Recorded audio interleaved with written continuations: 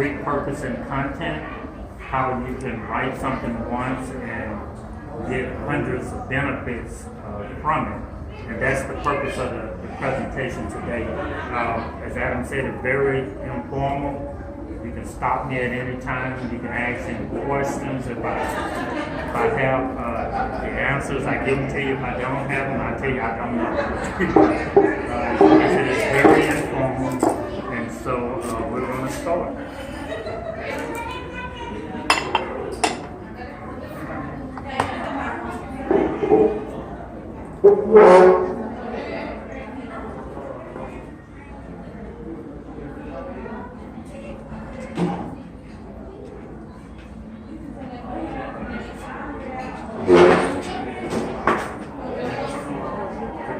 Just a little bit about me.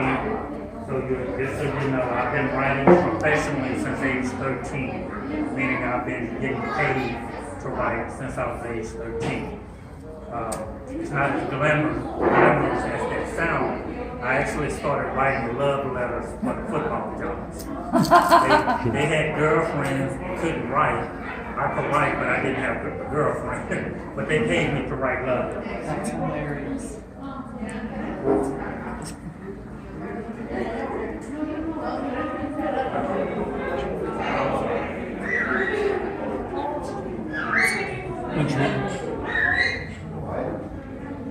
I actually had a college cert right before I left. But anyway, went to work for the Wall Street Journal at age 18. I went there I was supposed to be there for 6 months. I wound up being there for 10 years. I went at 18, I left at age 28. And I left because I always wanted to be in business. And so I always, 10 years later, I realized that if I didn't leave, then I would be there for 30 years. And when I quit, everybody thought I was crazy. You quit that good job. Yeah. This is America's Press. This is my printer. Been with them since 2005, since I started this business. Last year I did over 100 titles with them. And this is just to show you a little bit of my background.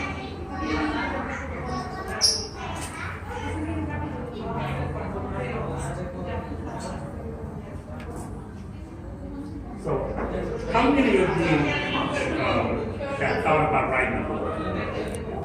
I'm a client. All right. So it's kind of like in you. How many of you blog?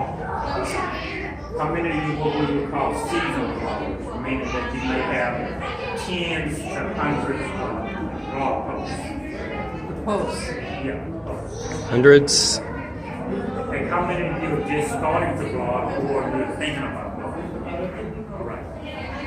So this would give us, just gives me an idea of the audience.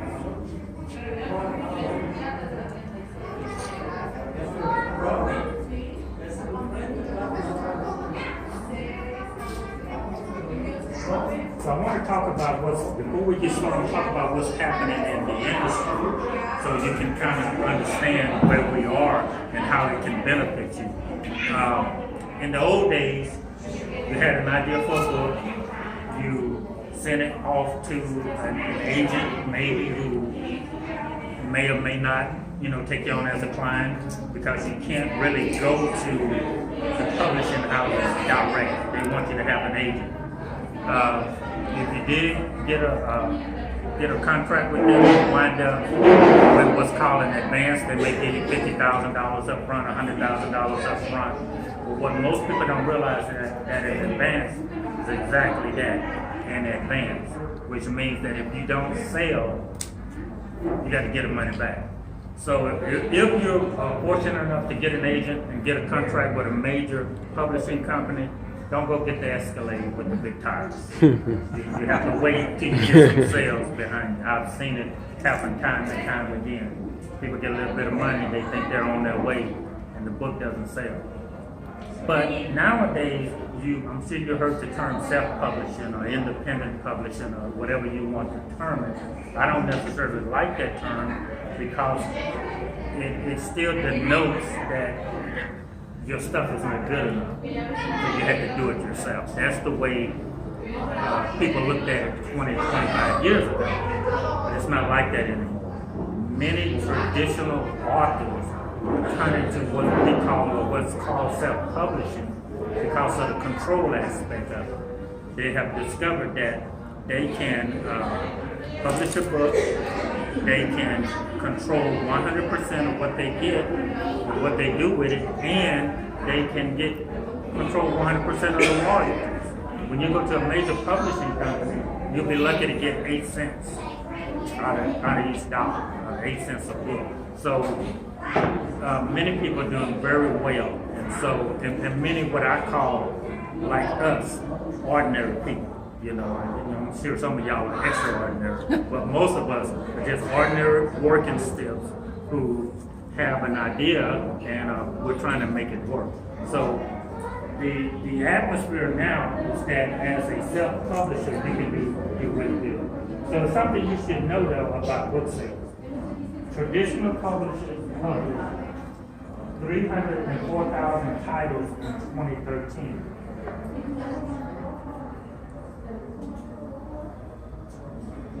Out of those, also in 2014, there was about at least one ebook that did like 1 million copies. So you don't have to go the traditional route to be successful. You can publish your book. There's different ways of doing it. Once it's done, you can do what's called print on demand. Print on demand is a little bit higher per unit cost, but what print on demand means is that your book is printed as it's ordered. So you don't have to stock up a whole bunch of books. But you can go to a print on demand printer who will print your book as somebody ordered. The downside to that is that the cost is a little bit higher because they're printing it one at a time. But what I use is a method called print quantity needed, meaning that you can print 48, you can print 50, you can print 100 books. In the old days, you had to print 3,000 copies to get that unit cost down to $2 a book. But you still have to have $6,000, you know, to get the unit cost down. Well, now you may not get that unit cost down to $2, but you only have to print 100 or 50 or whatever number that you want. So now your house does not look like a warehouse. You know, you don't have boxes of books all over the place. However, with the turnaround time doing a reprint, you can probably get a good set of books reprinted in 7 days. So if you have an event coming up, you just go and reorder you some books. And so that's part of the technology that's happening today. Now, one of the interesting questions I got earlier was, do I prefer ebooks over the printed book? And honestly, I love both. And you have to, as an author, you have to cater to both of them because that's what is being demanded by the market. What were those two again? The printed book and the ebook, the electronic book. You know, because right now, people are reading their books on their telephones, they're reading books on their laptops, they're reading books on their tablets, you know, and everything. I like both of them. I like the convenience of being able to read a book, you know, just like anywhere. But I also love, because I'm a romantic, I love curling up by the fireplace with a real book. And so I know that I have to cater to both ends of it. And now, again, with the technology, it's very easy to turn an existing book into an ebook. So traditional publishers published 304,000 titles in 2013. Non-traditional publishers published 1,108,000 books in 2013, which means that they, you know, we just got, there's more people going the non-traditional route than the traditional route.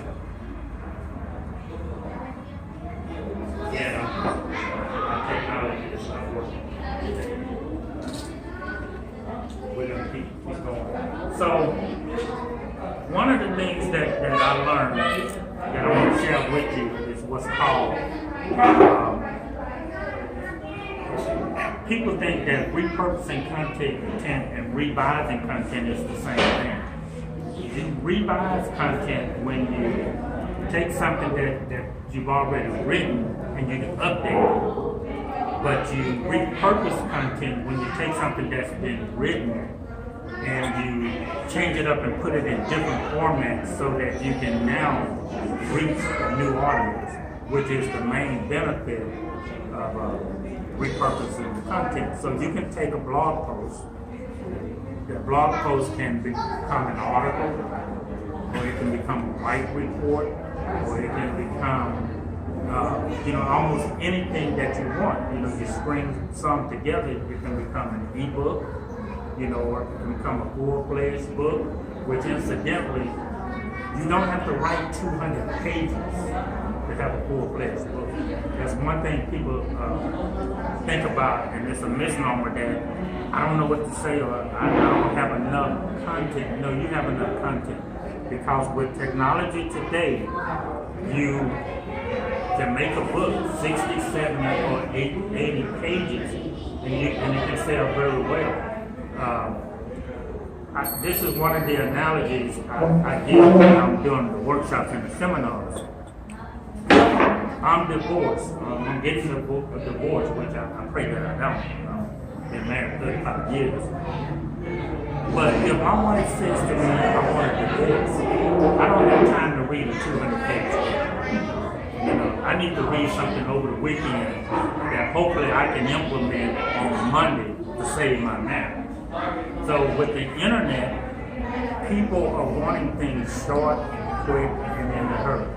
Now, I have not done a whole lot of research on this end, but many people now are doing one pages. If you go to Amazon, you can find many what's called one pages that people are selling for $3.99, $4.99, and they're informative and they're helpful, but people are making a killing off of one page. So that's something that's new that's come out maybe within the last year. But you can do a 50-page book, a 40-page book, a 60-page book.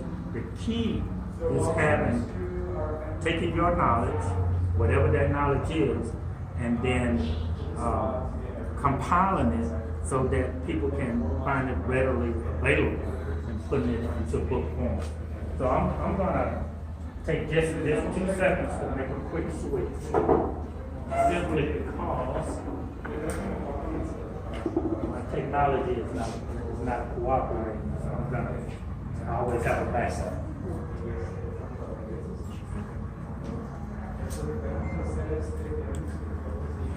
Okay, so the best-selling categories. Those of you, I don't know what you all are writing in, but here are the best-selling categories. Number 1, romance, science, sci-fi, and fantasy, followed by mystery, thriller, and crime, and then anything nonfiction.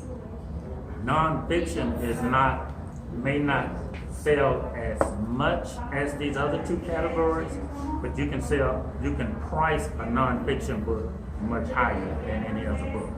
That's why many times you may see a book sell for $49 or $79. I've even bought books in the past at $179, but I was buying it for the information that I needed. And that's what people are looking for. They're looking for information. And people will pay a premium for the information that you have.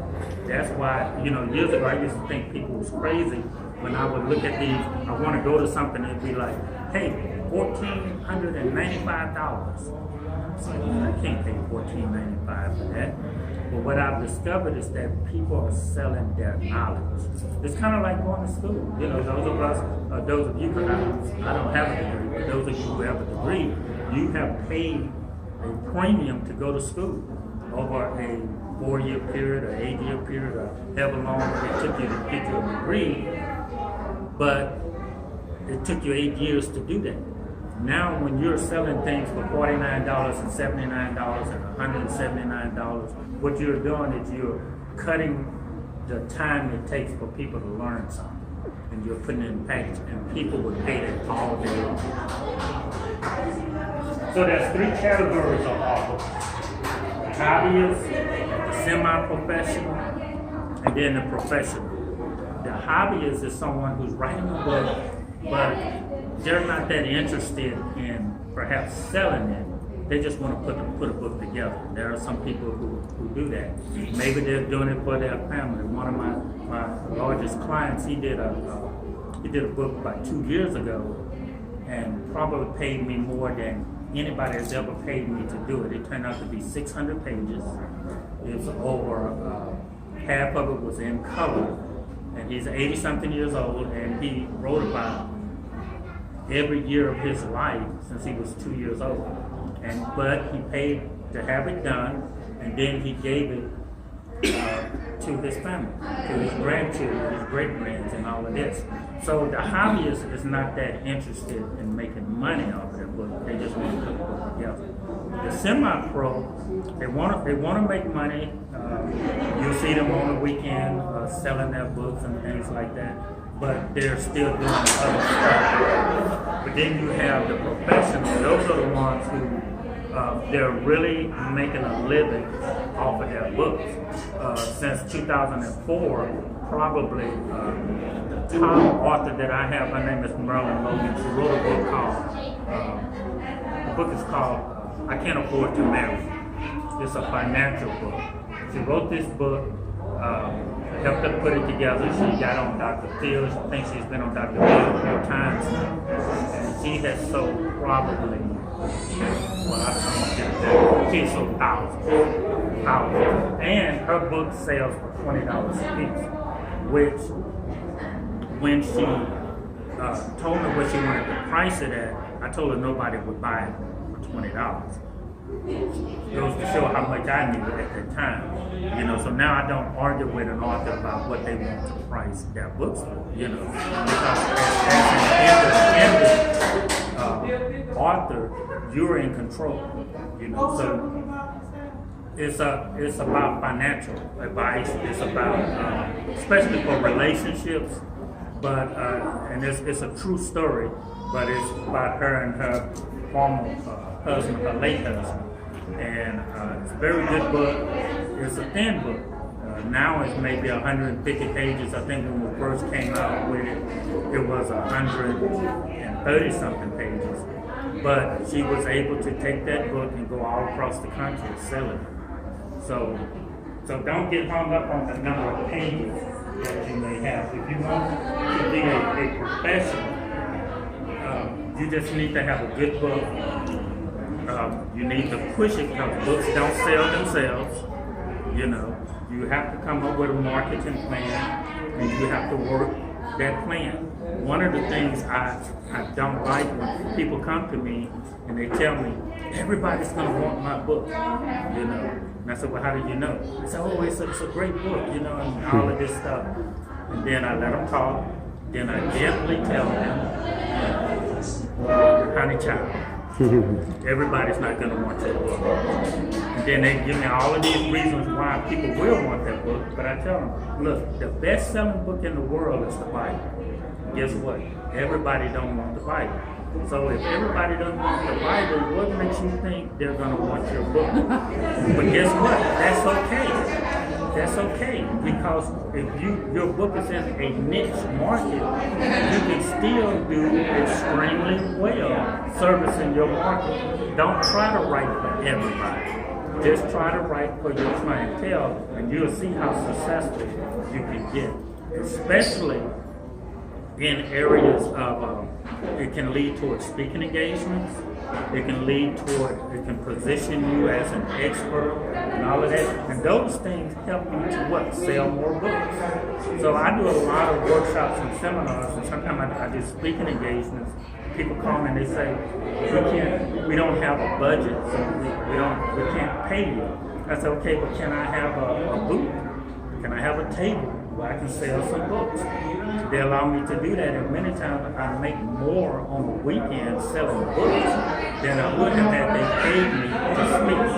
So there's a whole lot of things you can do to leverage your book once you have it.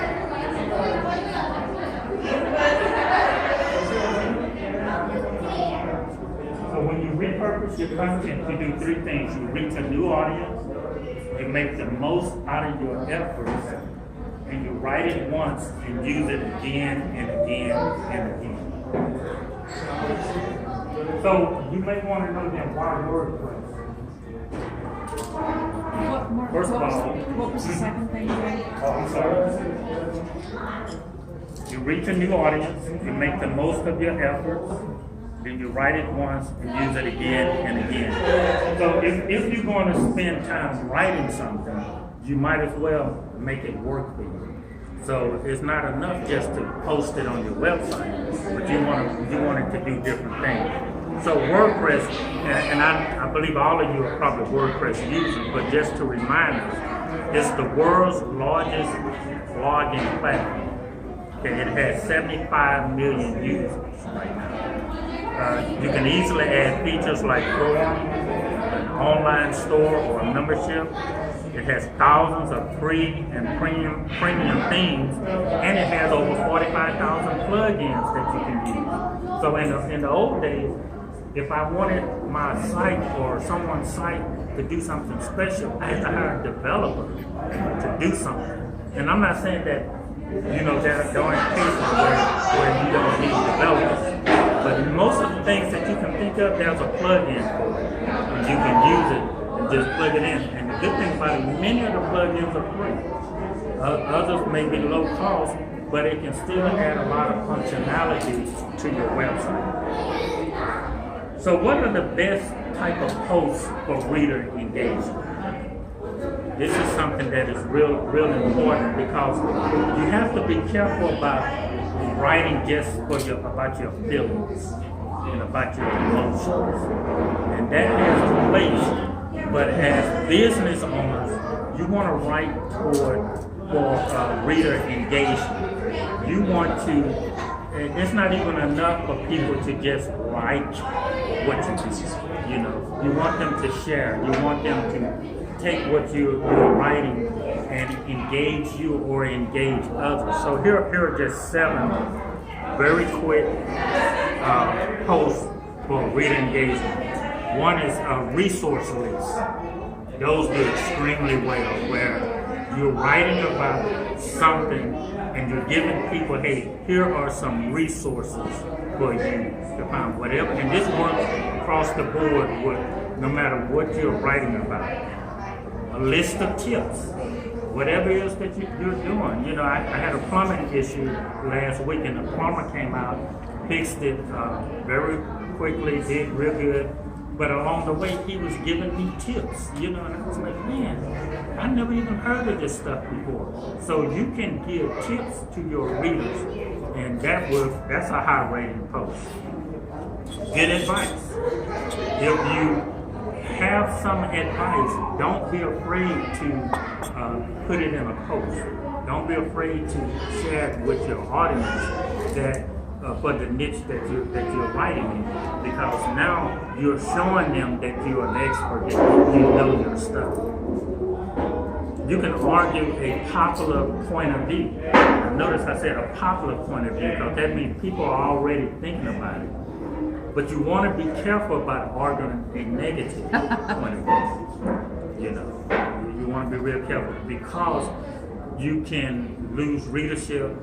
You can get a whole lot of backlashes and all of this. And I'm not saying you can't take a stand on some things that's really near to your heart. I'm just saying think about it before you post. A lot of, we're in this world now where you think of something happens and you immediately post something. And many times you're like, oh man, I meant it, but I really wish I could get it back. And it's very difficult once it's out there. So you have to be real careful as a business owner. Post with killer headlines. Sometimes people don't have time to read the whole post, but if they can just get the gist of it from your headline, they'll go ahead, they'll share it and everything, and they hadn't even read the whole thing. They just know, hey, this is a cool headline. You can do question and answer with high-profile individuals, that's in your community or whatever it is your niche is. You can, do question and answer.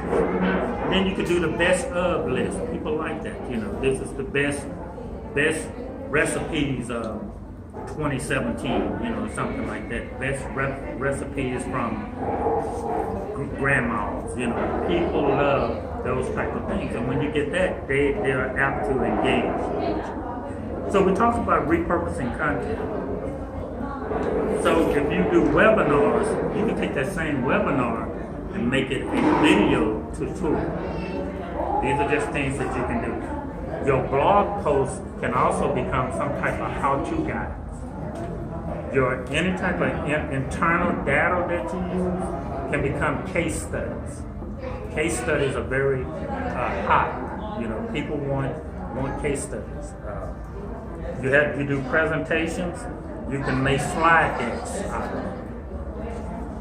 You do any type of interview, you can make an ebook out of it. Again, ebooks do not, or books in general, do not have to be 100 or 200 pages. So if you interview somebody, you can transcribe it, put it in an ebook. It can be you can sell it, or you can do it as a lead generator. Let them have it for free. You can collect their emails and things like that. The email marketing is a whole another principle. But if you're not building your list, you need to be doing it. You can take statistics and make Twitter posts out of it. If to serve your market.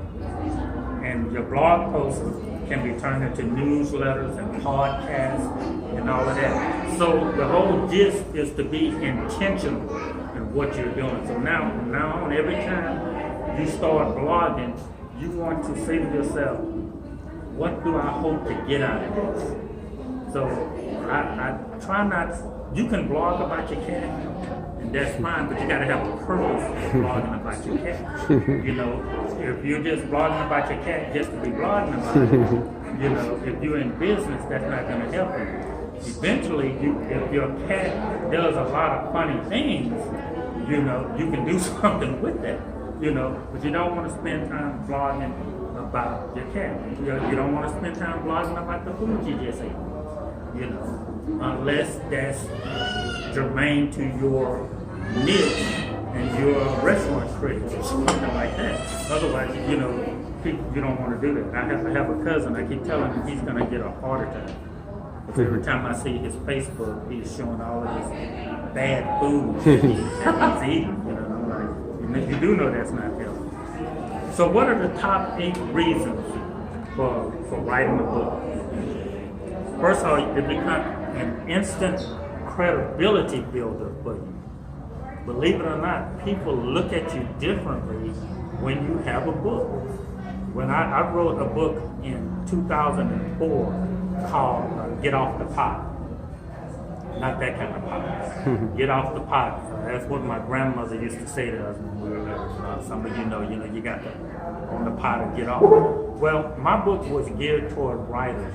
People who have always talked about one day I'm going to write a book, but they never write. So I wrote this book in August 2004. I was Marvin Cloud nobody. But in September 2004, I was Marvin Cloud expert. Simply because I wrote a book. I got on radio, television, magazines, all of these different things, simply because I had a book. When you put a book together, people look at you differently. They invite you to things, they allow you to participate on things, and they always call you an author. Those things help translate to more sales, or what's more important than more sales of your book is whatever you have on the back end that you can sell. So I'm a book consultant. I've learned that for every 5 books I give away, I get at least one paying client who pay me on average $1,600. So I'm giving away, not even though that book sold for $15, I'm not even giving away $75 worth of product because that's the retail. It didn't cost me that much, but yet I'm getting clients in exchange. So whatever it is that you're writing about, if you take the time to have something on the back end, you'll be surprised at how that can help your sales. So the book is a lead to get you in, and then to get the client in, and then you service them, and you have something higher price that you can offer them. Does that make sense? So like being a speaker? Huh? So like being a speaker? Yes, yes. If you are a speaker, number one, you need to have a book. You need to have some type of product. Now, when I say book, it can be a physical book, it can be an ebook, it can be an audio book, it can be a CD, whatever. You need to have some type of product to sell as you're up speaking. Because when you are speaking, the term that most people use in the business is you are, quote, hot. So while you are hot, you want to have something on the table to sell while people are engaging with you, while people are thinking about you. That way, once you finish, they make a beeline to the table and they'll buy your product. If you're giving them good information. You mentioned something about audiobooks. Is publishing an audiobook similar to publishing an ebook or how is that different? Okay, are they similar to The steps in getting it done, is it about the same? Yeah, the steps are pretty much the same. The books are always different because, especially in terms of editing, which, as Adam mentioned earlier about his blog post, when you put something out there, you want it, do not skip the editing process. Do not skip that. It's not even enough to take your book to your cousin Bob, who made a C in English and you made a D in English. Although that's better than nothing. But there are some people who take their stuff, and incidentally, when we're talking about going from a blog to a book, that doesn't necessarily mean just pulling everything off of your blog and putting it into a book. But at least most of the time when you have blogged something, you have already looked at it. At least you should have, and it's pretty clean. But there are a lot of people who put out books that have not been edited, have not been proofed or anything. And what happens is that damages your credibility. People then stop looking at the content, and they start playing. Let's see how many mistakes did he make on this page, things like that. And so you lose, your credibility. So there are similar steps, but some are different. There are some people who hire me to be a ghostwriter, which means they need somebody to do the actual writing, of the book, But then there are some who just need editing, some who just need proofreading. Some people come to me, they had their manuscript already edited by a professional editor. So all they really need is somebody to do the other pieces together and get it printed for them or change to an ebook, whatever it is that they're doing. Did that answer your question? Okay. Yeah, the steps are similar, but it just depends on what they bring to the table.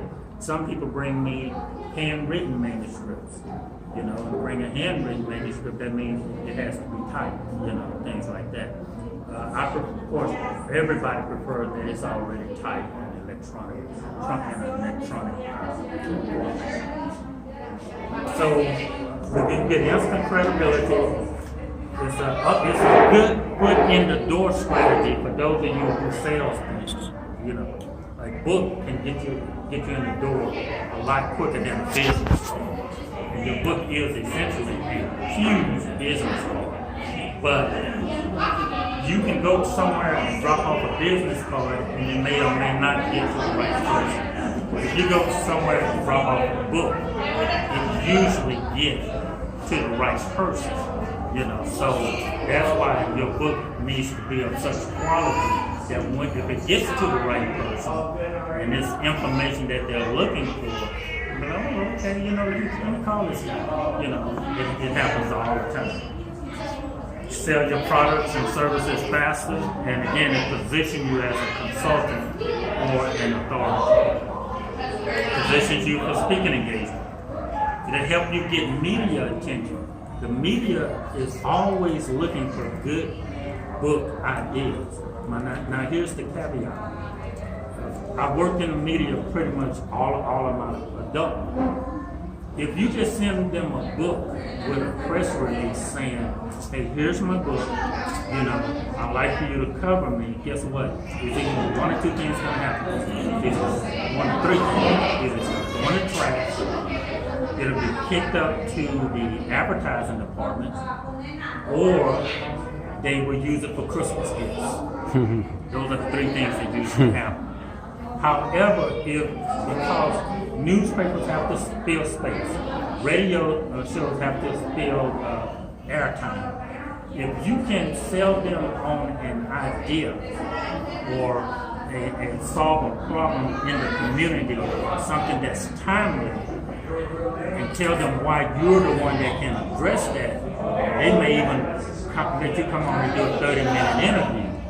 Once you get on that interview, they don't care if they say, by the way, Marvin Cloud is also an author. Yeah. So that's why when you do a press release, you always have to look at what's in it for them, not what's in it for you. Because they don't like to just bring on authors just for the sake of bringing on authors. You have to be able to sell them on why you should use it. Marilyn Logan, when she first went on Dr. Phil, although her book was a financial book, she went on Dr. Phil as a relationship expert. That's what they were looking for. And so she became a relationship expert because she wrote about a financial book that had to do with relationships.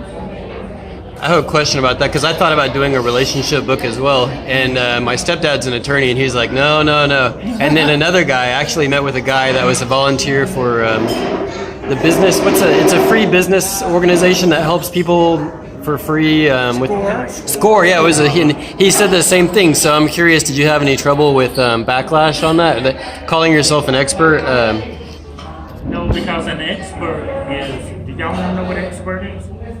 Can I give y'all a definition? Yeah, can you do it again, please? An expert is someone who has information that other people wish they had. If you have that information, you're an expert. So, yes, there are some things you have to be careful with. That's why you see many books that offer advice. They have disclaimers. Things like, hey, this book is for entertainment purposes only. This book is for information only, because you don't want to be liable for something. However, this is America, and in America you can sue anybody for anything. That's just the land that we're living in. Does not mean that they'll win, but you can be sued for anything. That's why a lot of people come to me with true stories, and they want to know, do they have to change the name of the characters and things like that? You don't have to. As long as what you're saying is true, you don't have to change, and you have things to back it up. But that's also why you see on these television shows that the name have been changed, blah, blah, blah. So, relationships are hot. That's a hot topic because half people are not married, half people are married. Some people that are married are wishing they weren't married. So if you have an idea for a relationship book and you're giving it, a little bit of twist or a little bit of flavor that's different from somebody else, you can do well with it. In the about us section, so this weekend I'm actually doing a presentation. I'm in web design school, and so I'm doing a new website for my project, and I'm going to do it on relationships called endangeredstories.com, kind of treating it like an endangered species, like the happy ending. Okay. And then I was thinking in the about us section of saying, I'm not an expert, I don't have a psychology degree. It's going to be, anyways, it'll be a relationship blog, but with that, do you think you would do better personally? What is your gut feeling about, would you call yourself an expert, or would you give a little mild disclaimer just to be safe? Or well, that was a term that people use that I'm not that fond of, but they use it a lot. fake it till you make it. Okay, okay. You know, and people do that. You know, but in branding yourself, you know, there's nothing wrong with calling yourself an expert. You don't have to have all of these degrees behind you, as long as you can back up what you're doing. Many of the, if you look at anything like, you know, Dr. Phil or Maury or whatever, these other shows, and they have these experts on to talk about different things.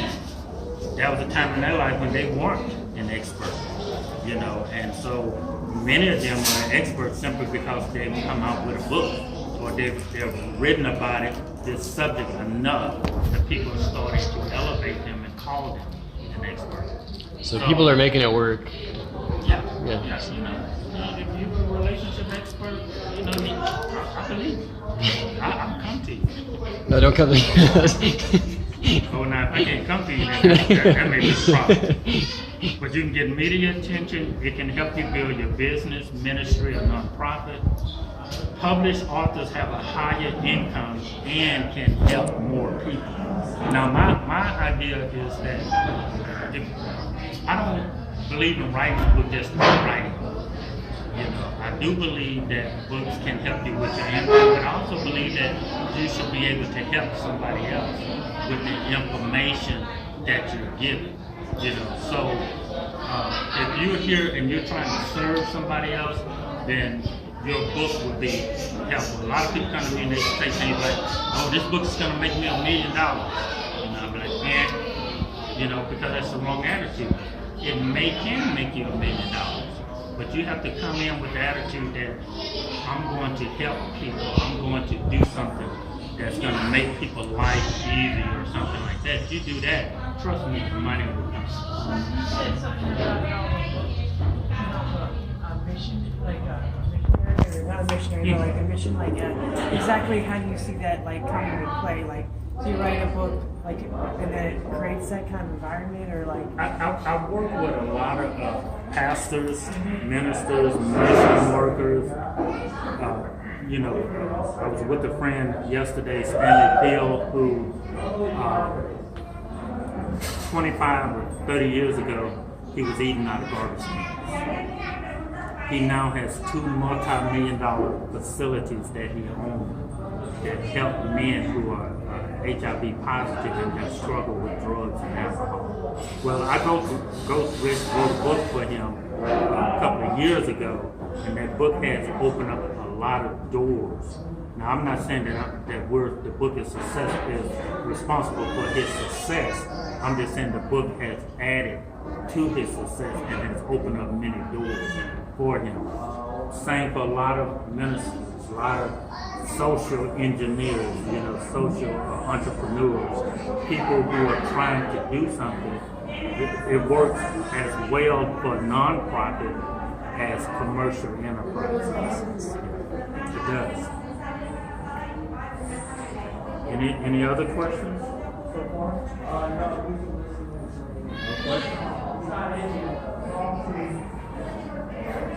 Okay, 2 things for you to consider. How long is it? You're saying, if I had a blog, I've been writing for a couple of years, and say I wanted to get it published. How long does it really take to make that happen?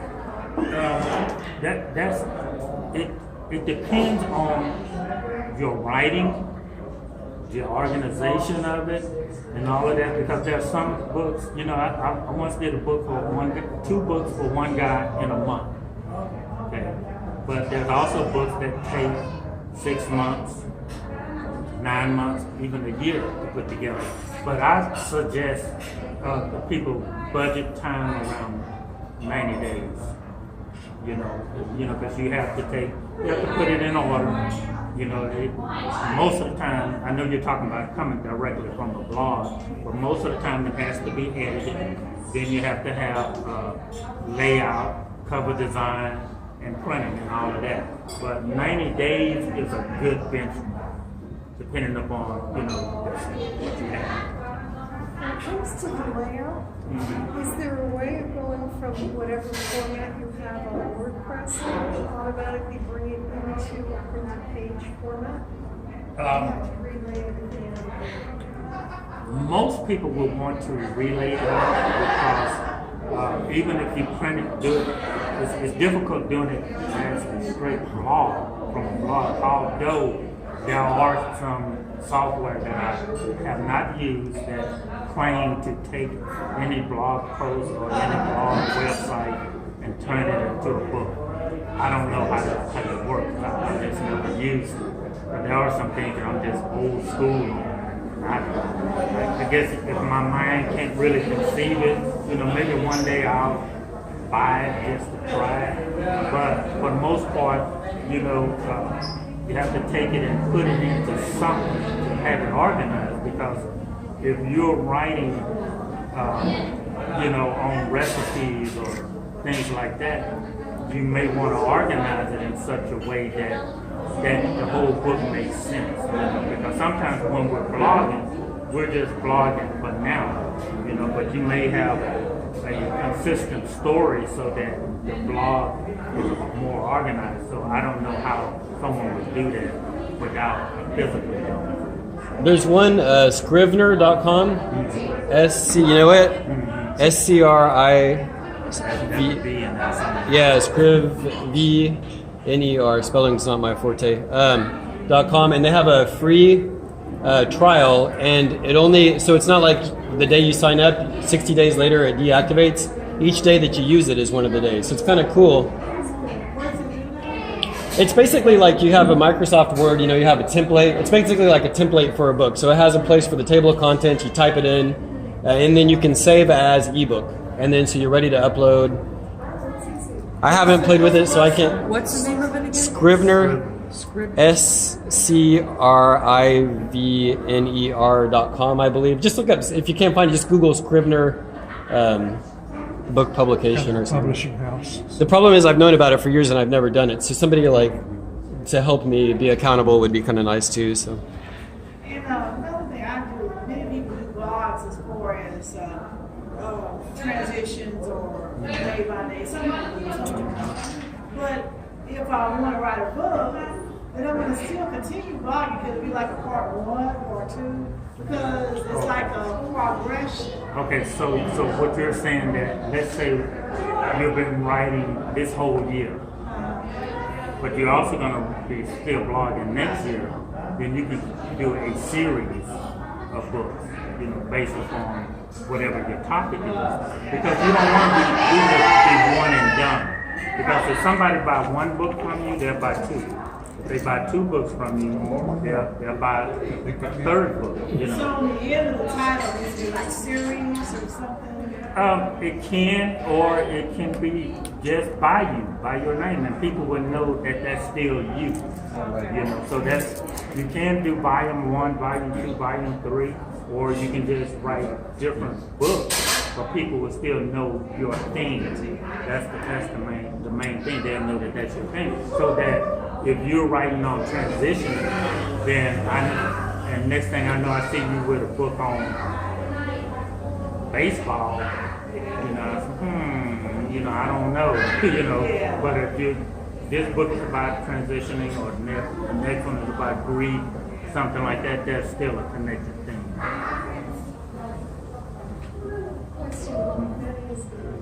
When you go to the bookstore, there's so many sizes of books. Mm-hmm. Are there particular sizes that seem to sell better than others? 6x9 are usually business books, usually.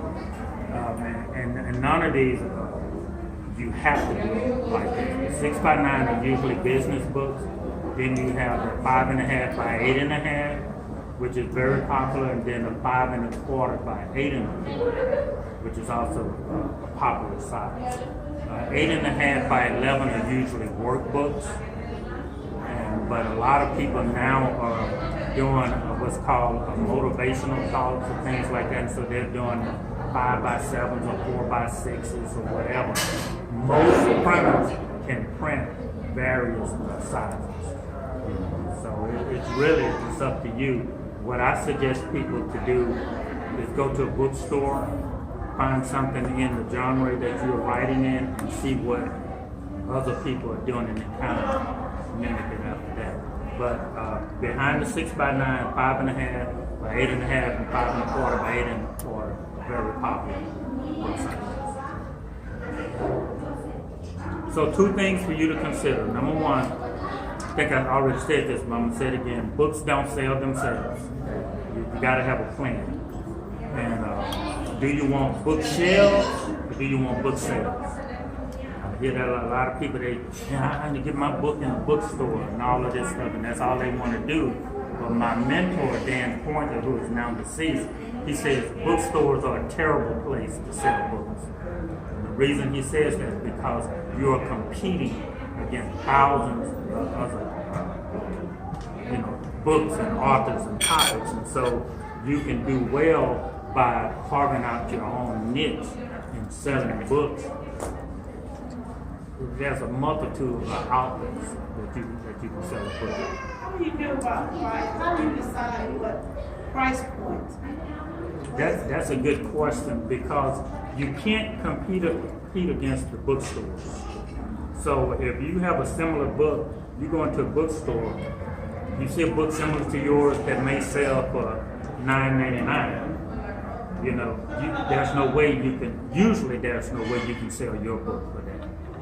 So and people who buy books from self-published authors or independent published authors, they're used to paying somewhat higher than going into a bookstore, because you can't get the volume discount that someone who has printed 10,000 copies or 20,000 copies has gotten. So you can't charge, that price for your book. Are you saying maybe you charge more? Yes. You would almost have to in order to make a profit, because if your book, and I'm just talking strictly printing, if your book costs you $4.50 to print, you can't really sell it for $9, although you're making a $5 profit, because there are other things involved, there are other costs involved. So you would almost have to sell that book for $15 at least. And people do expect that from independent authors, that usually their books are a little higher. Just scratching the head. Okay. Did that answer you? So what can you do by writing your back page first? This is one thing that I tell people. You really need to write your back page first, not the last page of your book, but your back cover.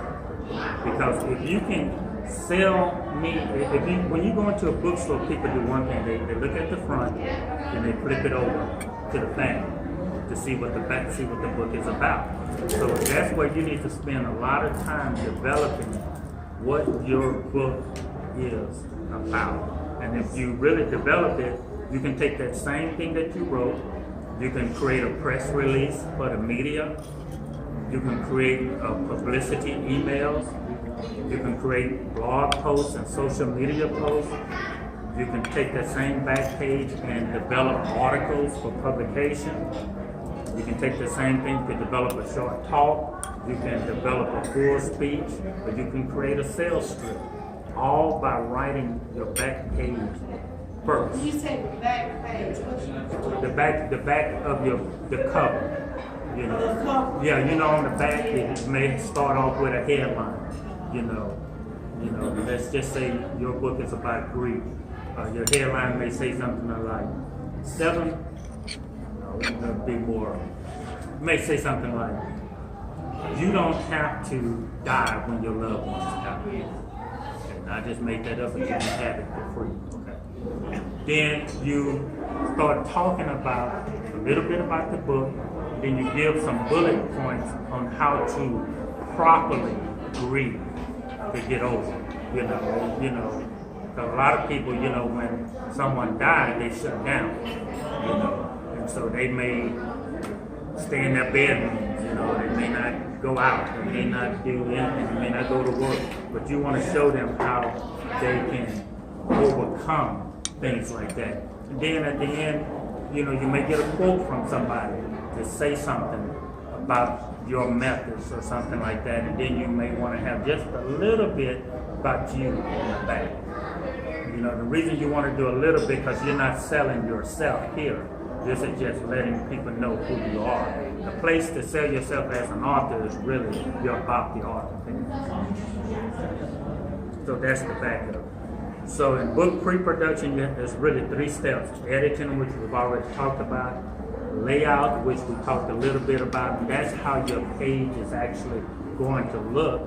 And then it's cover design, which, you know, you hear people say all the time, you can't judge a book by its cover, but people do. You know, so you want to have a nice cover design. I get, because I do work with a lot of church folks, I get a lot of things like, and when I say church folks, because I'm a minister, but that has nothing to do with this, but I didn't want y'all to think that I was picking on people who go to church. But I get a lot of things like, when I ask them, do you have any cover ideas? I say, yeah, I want Jesus on the cross. I want a dove flying over his head. Then I want a sunlight shining on him. Then I want blood coming from him, going into a river, and I want people being baptized. You can't do that. Not on a book cover. You know, your book cover has to be clear, has to be concise. It's not a billboard where you can put everything on it. It's not a club poster, you know, where you can get all of these different things on it. So you want it to be clean and concise as possible. What do you think about putting your picture on? Putting pictures on is good for branding yourself. If you're trying to brand yourself, that's a good idea. If you have name recognition, you know, that's a good idea. If you going back to the ministers, you know, you may say T.D. Jakes or Joel Osteen or something. They may just have a headshot, title, maybe a subtitle, and their name. That's it. Very clean, you know. So if I put a photo, I would do, you know, something very similar to that. To me, less is more. So, but there's nothing wrong with putting your picture, you know. So, are there any other questions? Do you have a favorite tool, online tool that you use to create ebooks other than we mentioned? I do. I use a tool, and every time I say the name, people tell me I'm pronouncing it wrong, but they can't tell me how to pronounce it. So I'll just spell it. It's Jutoh. Jutoh. Yes, I just used it last night to do an ebook. I started using this tool probably 3 or 4 years ago. And the reason I went there, I use InDesign to design my books. And InDesign has an export feature that will allow you to export an ebook. However, I can never get them accepted by Amazon. You know, it was always something wrong that wouldn't pass that test or whatever. So one day I went into a forum, for InDesign, I'm looking for an answer to, why my books are not, they never pass, the thing. And somebody said something to the effect of this, I call it Jutoh. I may be wrong. That's how I pronounce it. They said she had heard good things about it. I said, well, let me go check it out. In which I checked it out, and it has like a free trial thing and all of this. The good thing about it, as compared to InDesign, which I love as far as physically laying out a book, InDesign costs like $900 or something like that. Jutoh is like $39. It goes right down. No, you still have to open up your account and upload it and all of that, but it will export to MobiFile, which Amazon use, EPUB that everybody else use, and it's just very simple. The interface is very similar to Word. I mean, not Word. Very similar to Microsoft Word, and it's just a very easy tool to use. And I think in 4 years, I only have one kickback from Amazon.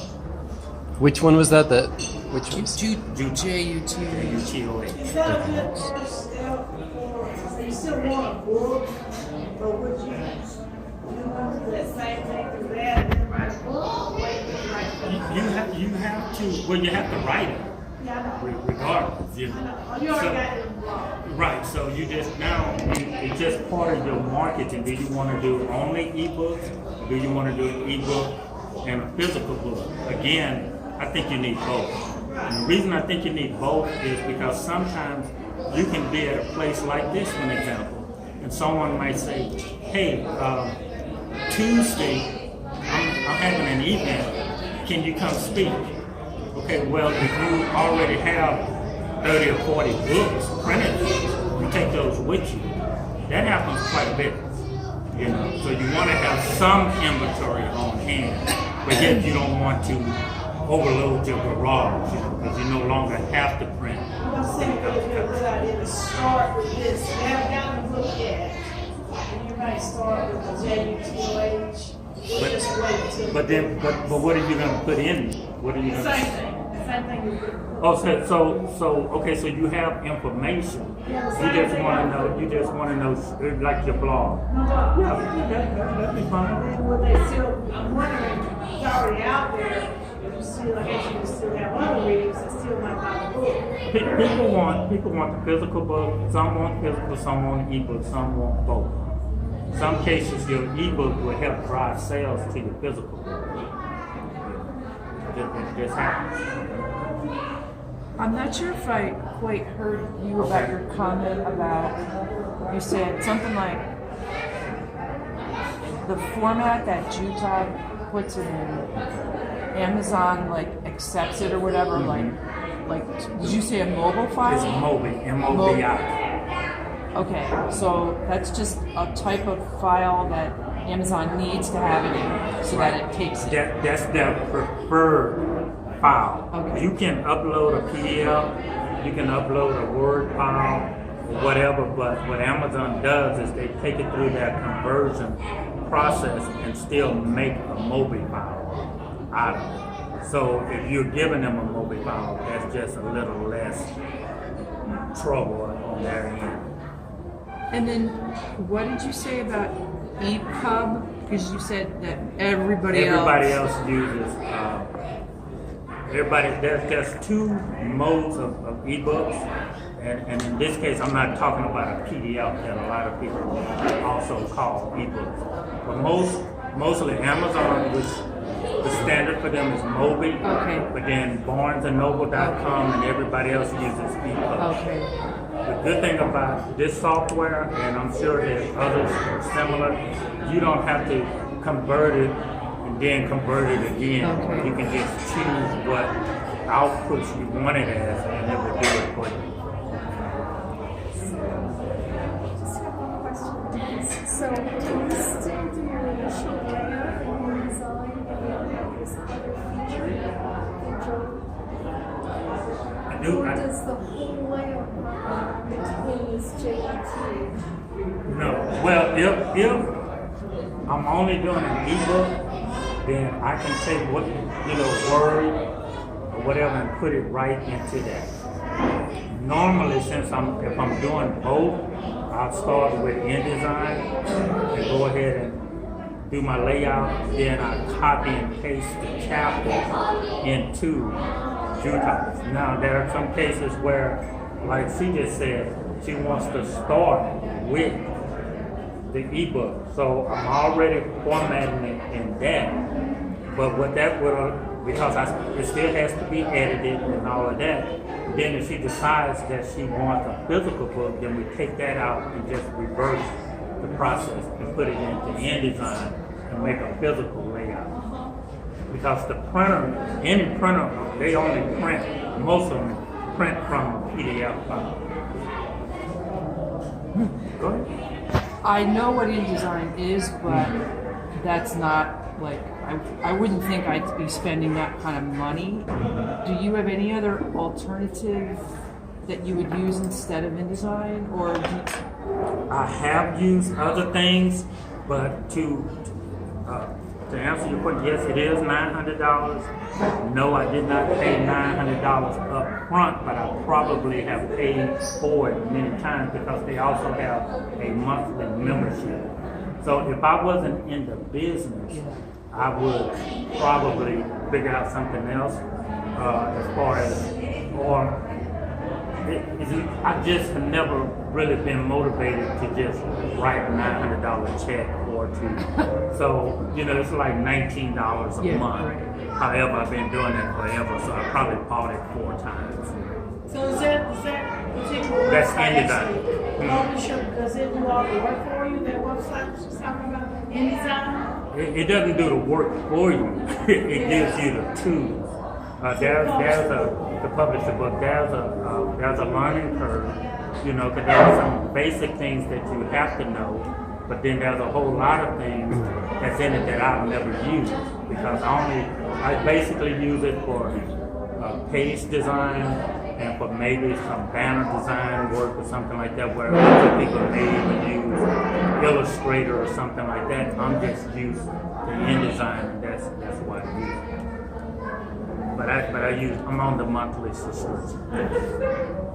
So I probably paid $4,000 for it, So basically at for the last very year. end, after you've written it, edited it, sent it in, they'll mail you actual binding book.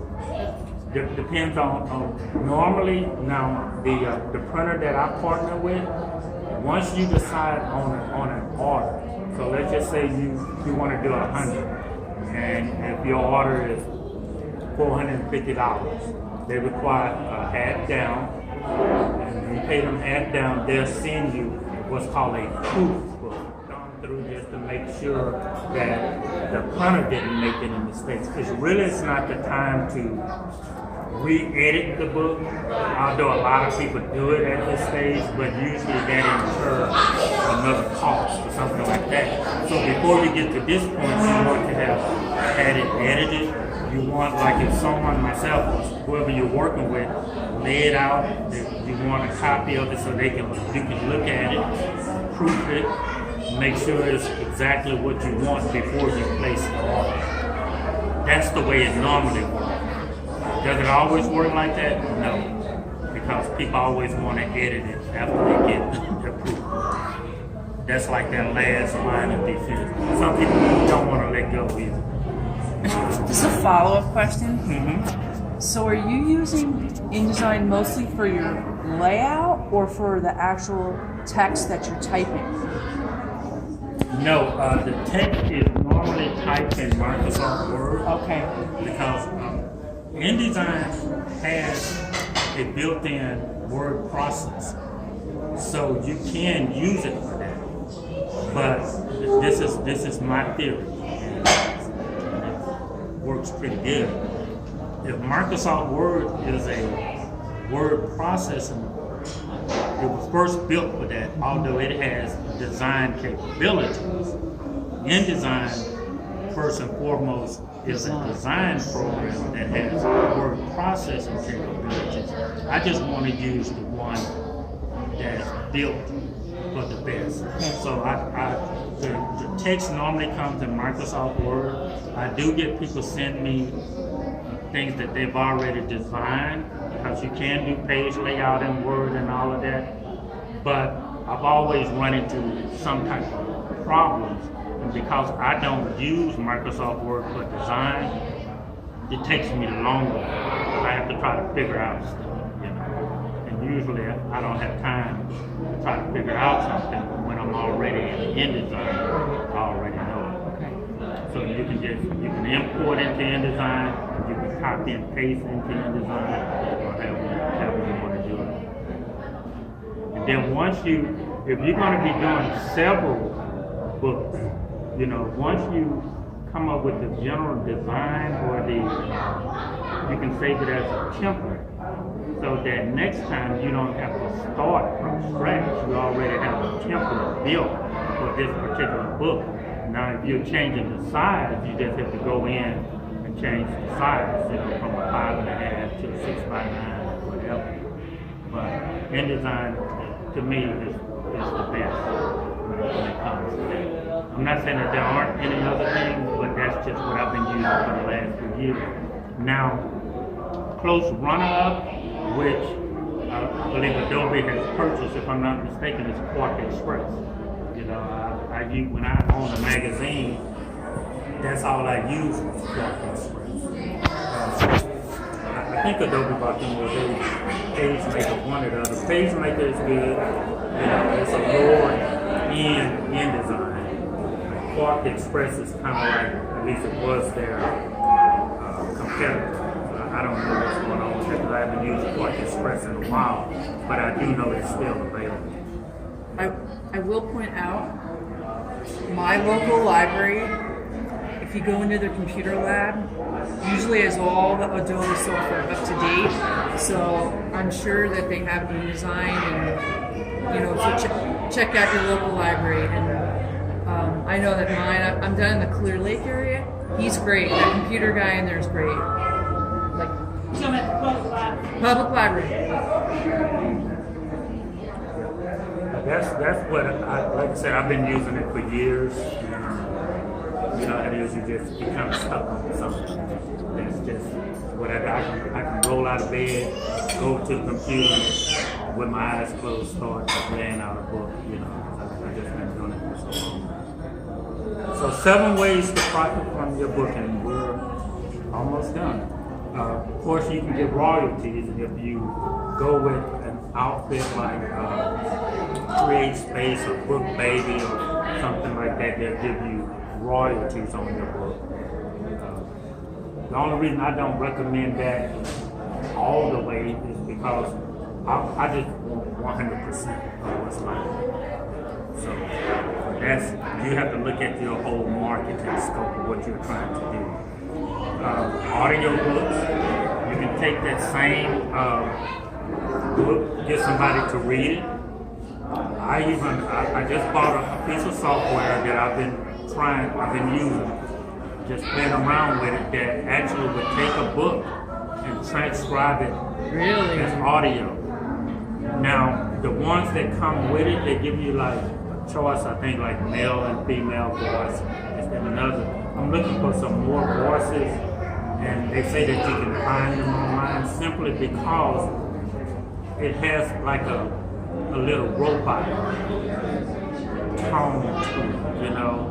And I'm trying to see if there's anything that would make it sound more human. Now, to me, it's not bad. You know, it'll take what you wrote and you put it in. You know, you run the software, and it'll make you a MP3 thing, and you click it, and it'll start speaking. You know.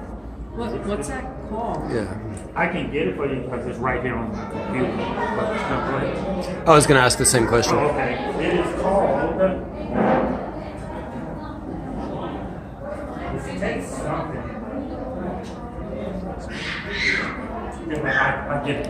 Okay. The Alexa, I wonder if the Alexa API could, because I've used Alexa, I buy books on Amazon, the digital version, and then it has the option to have Alexa read it to you.